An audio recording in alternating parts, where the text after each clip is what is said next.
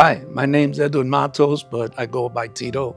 Long story on that. I was raised in Bronx, New York. I was a heroin addict, and about when I got 27 years old, a friend of mine had accepted Christ, and God put it in his heart to come look for me. Didn't know how bound I was until I actually accepted Christ. It was in the living room of my mother's house that I accepted Christ. Then from there, they started doing street ministries, and so I started going. And I saw other people like me,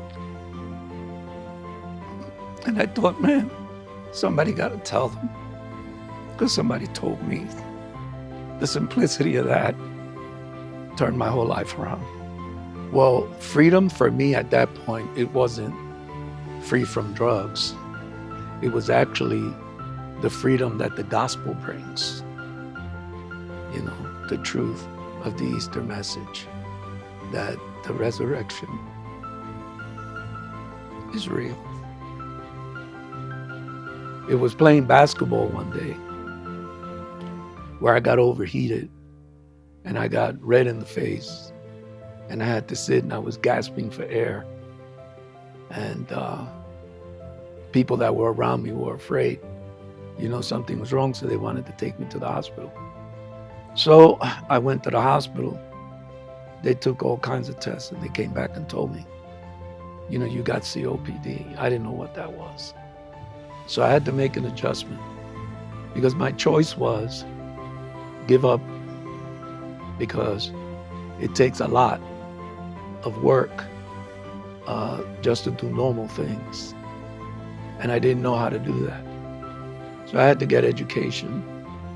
So I had to work with my doctors, medicine, oxygen therapy, and all kinds of stuff, just so I can shoot for quality of life. Jesus took care of that, because the reality is, at one time I held on to be alive, but to know that I'm alive forevermore, to me, that's not a song, it's a reality. So it wasn't about if I'm gonna live, it was the kind of life I'm gonna live. And so that consumed me. Suffering is real. And so we don't think that's a part of this thing. But it is. And so I have to make a choice. Does this thing get me? Or do I let Christ have this thing too? And what does that look like? And as I struggled through that, it became easier. And because I accepted the limitations, I accepted what I couldn't do and embraced what I can do. And that set me free. And I love preaching. And so the opportunity that the church gives me that I can still do that and maintain quality of life is like, Lord, I still get to do this thing. That's joy. When Jesus saved me, right, all of that time for me was extra, because I should have been dead. So the fact that I wasn't, and the fact that I got to do all that I did, and I can still do, it's extra, man.